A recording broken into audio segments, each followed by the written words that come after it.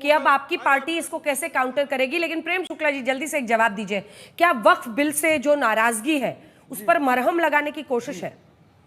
इसके बाद मृत्युंजय जी आपके पास। जी देखिए, वक्फ के नाम पर जो माफिया, भू माफिया खड़ा हो गया, उसके खिलाफ तो हम हैं। हम बांग्लादेशी घुसपैठियों को तो देश से निकालेंगे, हम रोहिंग्या को तो निकालेंगे, हम आतंकवाद को तो कुचलेंगे, हम दंगाइयों को तो दंड देंगे, लेकिन जो गरीब मुसलमान है, पसमानदा है, उसका अंत्योदय करना, ये हमारा दर्शन है, हमारी विचार दर्शन है, और इस विचार दर्शन का हम क्रियान्वयन कर रहे हैं और करेंगे। अब किसी को मिर्ची लगे लगती रहे, किसी को पीड़ा होती रहे। अब वारिस भाई को पीड़ा हो रही है, अभय जी को पीड़ा हो रही है, अनुराग भाई को पीड़ा हो रही है, तो होने दीजिए। मृत्युंजय जी की पार्टी परेशान है, इनकी परेशानी इस बात को लेकर नहीं है, इनकी परेशानी है कि भाई मुसलमान तो हमारा वोट बैंक है, कोई और उस पर नजर क्यों डाल रहा है। साहब, हम आपके वोट बैंक पर नजर नहीं डाल रहे, हम बिल्कुल मुसलमान को वोट बैंक नहीं मानते, हम मुसलमान को बिल्कुल वोट बैंक नहीं मानते, हम मुसलमान को इस देश का नागरिक मानते हैं, और हर गरीब नागरिक को त्योहार मनाने का अधिकार है, और उसके त्योहार में खुशियां आए, ये हमारा विचार है। हमने गरीबों को शौचालय दिया तो हमको वोट देगा इस इरादे से नहीं दिया, हमने उसको आयुष्मान कार्ड दिया, उसके इलाज का प्रबंध किया, वोट के लिए नहीं दिया। प्रधानमंत्री आवास योजना में घर दी, वोट नहीं मांगने गए कि हमको वोट दे दो। आपके यहाँ तो वोट जो नहीं दे उसकी, हाँ ये भी ध्यान रखें कि हम बिजली चोर अगर कोई होगा तो ऐसे वर्ग को जो है बिजली चोर को खींच के ले आएंगे। कोई बकरी चोर होगा तो उस बकरी चोर को दंड दिलाएंगे, लेकिन जो गरीब मुसलमान है उसको न्याय दिलाना ये हमारा दायित्व है। उसके त्योहार को जो है खुशियां बांटना ये हमारी जिम्मेदारी है, हम वो निश्चित तौर पर करेंगे। आपको कितनी भी पीड़ा होती रहे, आप कितने भी चिचियाते रहे, आप कितना भी प्रलाप करते रहे, आप करते रहिए, हम गरीब मुसलमानों को खुशियां देंगे तो देंगे। जवाब दीजिए इसका, एक बार तिवारी जी को बोलने दीजिए। मृत्युंजय तिवारी जी, त्योहार का वक्त है और प्रधानमंत्री के नाम से अगर सौगात दी जा रही है तो फिर ऐसे अपशब्द बोलने की क्या जरूरत है कि कोई सल्तनत नहीं चल रहा है, क्या है इसमें? देखिए अंजना जी, ये नफरते मोदी जी अब सौगाते मोदी जी करने पर तैयार हो गए। क्यों हो गए? बिहार की चुनाव में सबको पता है कि किस तरह से छटपटाहट में है पूरी एनडीए।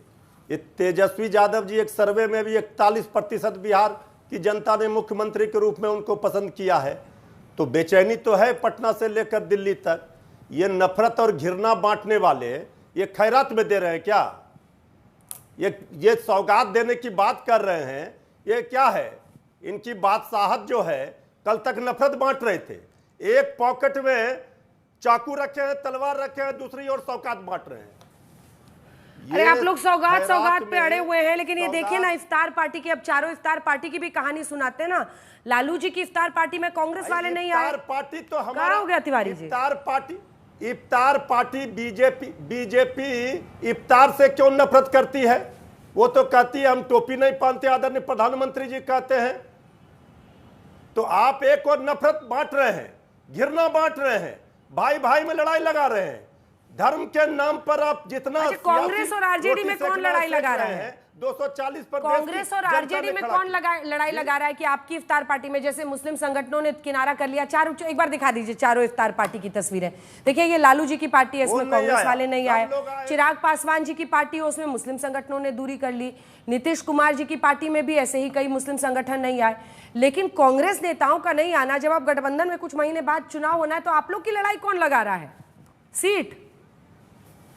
देखिए अंजना जी, कांग्रेस पार्टी के सारे नेता आए थे, बल्कि जेडीयू के भी विधायक एमएलसी आए थे, बीजेपी के भी कई नेता आए थे। यही तो खूबसूरती है लालू जी के दावते इफ्तार का, सब लोग आए थे।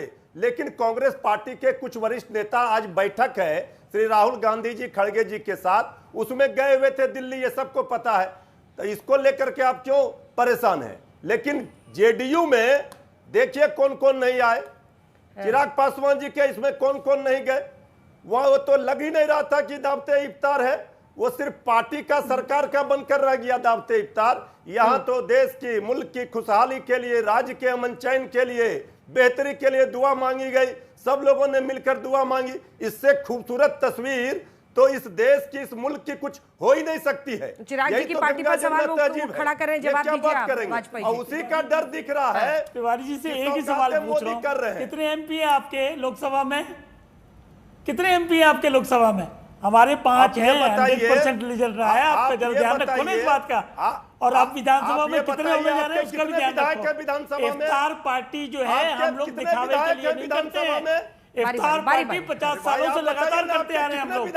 आप इसका बेनिफिट नहीं ले सकते हैं। देखिए सवाल ये है कि सौगातें मोदी है, आपको क्यों बच्चे लग रही है इससे? अगर गरीब गुरुआ को कुछ चीज मिल जाएगा ईद वाले दिन, तो आपको क्यों मिर्चें लग रही है? हमें ये नहीं समझ आ रहा। मिर्चें इसलिए लग रही है कहीं हमारा वोट ना खिसक जाए, ये है ना हकीकत। इसलिए तड़प आ रही है आपको, इसलिए तड़प हो रही है। देखिए मोदी जी गुजरात में 2001 से 2014 तक मुख्यमंत्री रहे, और क्या वहां का मुसलमान खुश नहीं है क्या? मोदी जी पूछ के देखिए, लगातार सरकारें बनती आ रही हैं, तो ये भूल जाइए। 29%, यही आपने बोला, तो एक नंबर जरा दिखा देते हैं कि मुस्लिम समाज का जो वोटिंग पैटर्न है 2024 लोकसभा चुनाव में, उसमें देश में अगर एवरेज एनडीए को 10% वोट मिला है, इंडिया गठबंधन को 65%, तो उत्तर प्रदेश में सबसे कम 2% और 92% वहां इंडिया गठबंधन को, बिहार में 12%, जैसा हम लगातार आपको बता रहे हैं। लेकिन इसी में जब आप आगे पहुंचेंगे तो गुजरात में 29% तक जाता है, मध्य प्रदेश में आप देखिए 6%, पश्चिम बंगाल में 7% और कर्नाटक में 8% मुस्लिम वोट मिलता है। लेकिन जो अब के 3 राज्य आपको दिखेंगे सभी में डबल डिजिट, दिल्ली में 14% एनडीए को मिलता है, राजस्थान में 14%, गुजरात वो कोट कर रहे हैं तिवारी जी, और गुजरात में 29%, जहां पर अब कई दशक से बीजेपी का शासन है, वहां पर अगर 29% एनडीए को चूज कर रहे हैं, वहां एनडीए क्या बीजेपी है, ऐसे में बीजेपी को चूज कर रहा है, तो क्या ये समझ में आपको नहीं आ रहा है कि उनको सौगात में सौदा है मोदी जी का, वोट का सौदा। वो बिहार में चाह रहे, इफ्तार में दिख गया ना, सभी धार्मिक जो मुस्लिम संगठन थे बहिष्कार कर दिया, सभी लोगों ने, नैया डूब रही है तो अब सौगात लेकर घूम रहे हैं। पहले भी 15 लाख का सौगात दे रहे थे, 2 करोड़ नौकरी का सौगात दे रहे थे, कहां गया सब? तो आप तो कहते थे इनको मुस्लिम वोट चाहिए ही नहीं। पता है ये नफरत का तलवार का सौगात बांट रहे थे, अब बांटने लगे। आप तो कहते थे कि इनको मुस्लिम वोट चाहिए ही नहीं ना। अबे जी यही तो आप लोग आरोप लगाते थे ना कि ना ये टिकट देते हैं ना इनको मुस्लिम वोट तो चाहिए ही नहीं, ये 80-20 वाली पॉलिटिक्स करते हैं, तो वो उसमें फिर कहां आता है अगर वोट चाहिए तो? नहीं तो प्रधानमंत्री जी हमारे हिंदू भाइयों के साथ धोखा क्यों किया? दिवाली पर, होली पर फ्री सिलेंडर ले जाना, अमित शाह साहब सौगात बांट रहे थे, क्यों कर गए उससे? प्रधानमंत्री जी अभी महाराष्ट्र में सौगात बांट रहे थे किसानों को, 6,000 रुपए क्विंटल सोयाबीन के किसान ले जाना, मुंह फेर लिया आपने। मैं देश के और बिहार के लोगों से खास करके प्रार्थना करना चाहता हूं, देखिए जीतन राम मांझी हो, एलजेपी हो या जेडीयू हो, दलित समाज का और मुस्लिम समाज का एक एक वोट जो इनको दोगे वो भारतीय जनता पार्टी के खाते में जाएगा। जिन्होंने तुम्हारी कास्ट सेंसस को रोक दिया है, जिन लोगों ने सांप्रदायिक ध्रुवीकरण का जहर घोला है, तो कम से कम बिहार जो देश का मार्ग प्रशस्त करता है 2015 से ही, जब पहला विधानसभा का चुनाव प्रचंड बहुमत के बाद हुआ था और सबक सिखाया था, इस बार बहुत कड़ा सबक सिखाना। ये सब मुखौटा लगाए हुए हैं, जितने रोजा इफ्तार कर रहे हैं, क्या कह रहे थे भारतीय जनता पार्टी के प्रवक्ता सुधांशु त्रिवेदी? अरे साहब इफ्तार में तो जाने ही नहीं चाहिए, ये तो जो रोजा रखते हैं वो रोजा खोलते हैं उनका कार्यक्रम है, किसी को अटेंड ही नहीं करना चाहिए। ये ऑफिशियली आपके टेलीविजन पर बाइट सुनी मैंने। तो ये सिर्फ स्वांग रच रहे हैं ये लोग, इसलिए बढ़ चढ़ के बातें कर रहे हैं तीनों राजनीतिक दल, क्योंकि इनको पता है और इनको दिया हुआ वोट भारतीय जनता पार्टी को जाएगा। तो मैं प्रार्थना करता हूं कि हमारे जो हिंदू त्योहारों पर सौगात बांटने की बात की थी वो तो छलावा कर दिया, ये सत्ता की भूख में मरे जाते हैं। किसी समाज से, किसी धर्म से, किसी संप्रदाय से इनका सरोकार ही नहीं है। देख लीजिएगा आप, जैसे ही चुनाव हो जाते हैं उसके बाद ये असली स्वरूप में आ जाते हैं। तो भारतीय जनता पार्टी के लोगों के साथ जितने दल हैं, बिहार उन राजनीतिक दलों को सबक सिखाएगा। और ये जो रोजा इफ्तार का स्वांग रच रहे हैं, उस माइनॉरिटी के वोटों को या दलित वोटों को लुभाने की कोशिश कर रहे हैं, इनको बेनकाब करिए, इनका साथ कतई मत दीजिएगा। कम से कम बिहार चुनाव में ये सबक सिखाना प्रारंभ। ठीक है, ये मांझी साहब की भी पार्टी की तस्वीरें हम दिखा रहे थे। एक बार फिर से लालू जी की तस्वीरें, जो अब्दुल बारी सिद्दीकी साहब के घर पर ये इफ्तार पार्टी हुई थी, वहां की तस्वीरें एक बार दिखा लेते हैं। यहां पर आपके नेता सब क्यों नहीं गए? आप लोग इसी में लड़ते रहिए।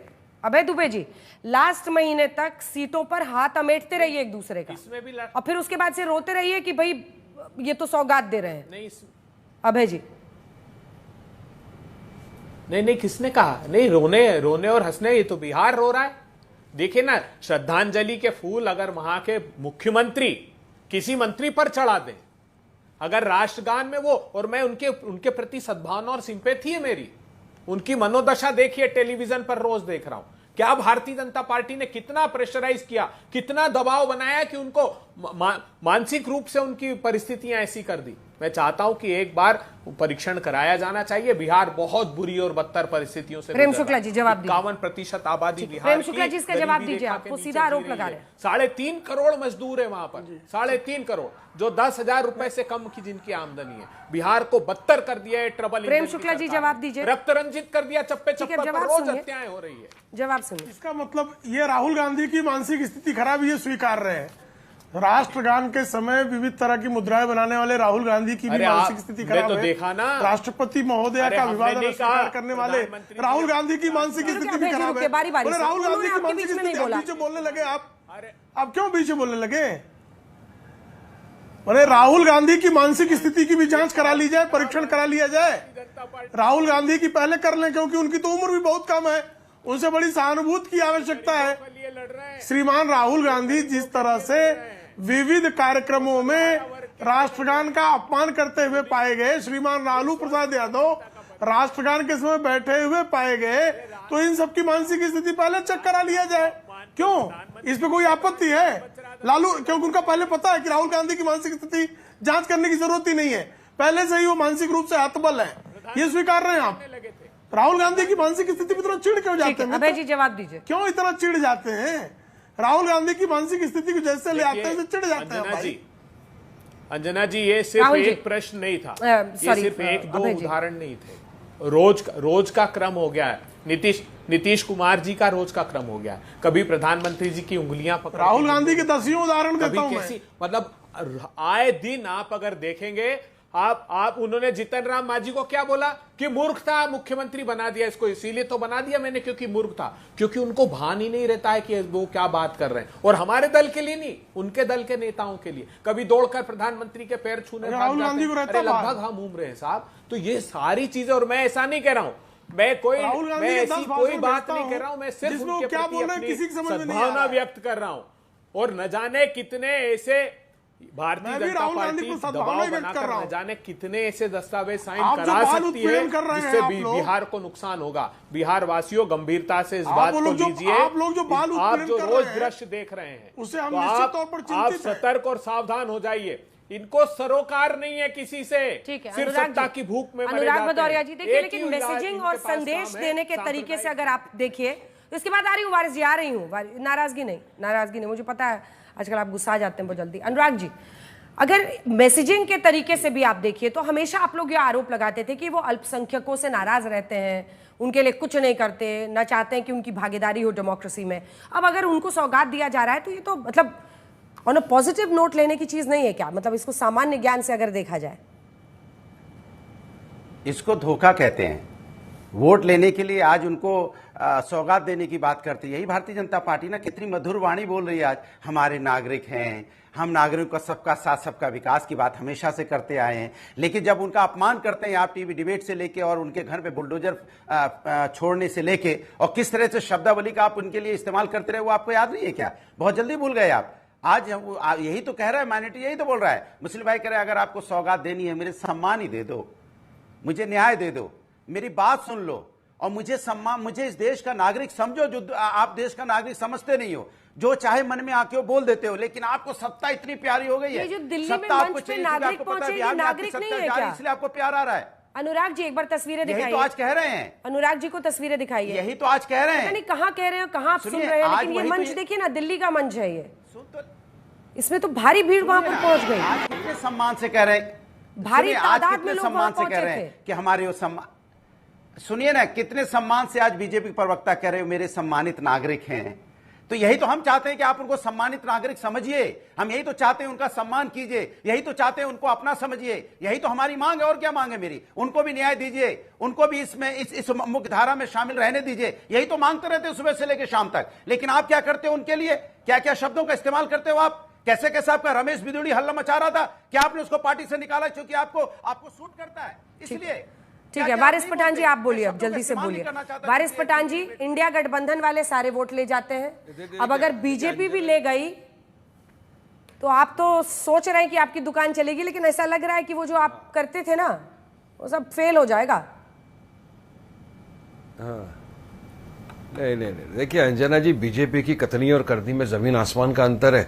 अगर इनकी नीयत वाकई में होती कि माइनॉरिटी का, मुसलमानों का भला हो, तो आज देखिए आजादी से लेके अब तक पहली मर्तबा ऐसा हुआ है कि कोई भी कैबिनेट मिनिस्टर मुसलमान नहीं है, एक भी नहीं है। तो अगर जब तक आप किसी को टिकट नहीं दोगे, कौम का भला कैसा होगा? जब पॉलिटिकल एम्पावरमेंट होता है तो उस कम्युनिटी का आगे आता है वो कम्युनिटी, आप उसको पीछे रख दिए। आप एजुकेशन के अंदर देखिए, मुसलमानों को माइनॉरिटी का बजट आप क्या दे रहे हो? कुछ भी नहीं, बल्कि जो था उसको आप कम कर देते हो। आप एक तरफ बात करते हो मुसलमानों के भले की, दूसरी तरफ आप उनको काटने की कोशिश करते हो। एक तरफ आप सौगात देने की बात करते हो, जमीन है वो आप गैर कायदा ऐसा ला के वफ की जमीन को हड़प करने की बात करते हो। बीजेपी की तरफ से और एनडीए की तरफ से आप खेल पाओगे, इसकी तैयारी कर लो, क्योंकि राजनीतिक मैच अब शुरू हो चुका है। और इनको डर क्या हो रहा है? एमवाई टूटेगा इनका, वो गुगली एमवाई पे सीधी लगेगी, इसलिए उत्तर प्रदेश एमवाई टूटेगा और बिहार दोनों जगह के लोग नेता डरे हुए हैं। अब जवाब नहीं मिलेगा। देखिए अंजना जी, तिवारी जी, देखिए ये सौगात इसलिए बोल रहे हैं इस समय, सबको ये पता है कि वहाँ बिहार के चुनाव में इनकी करारी हार होनी है, तो सौगात देना है तो सौगात दे दें, पहले इनको सम्मान दे दें, शांति दे दें, ये कमिटमेंट करें आदरणीय प्रधानमंत्री जी की हम टोपी भी।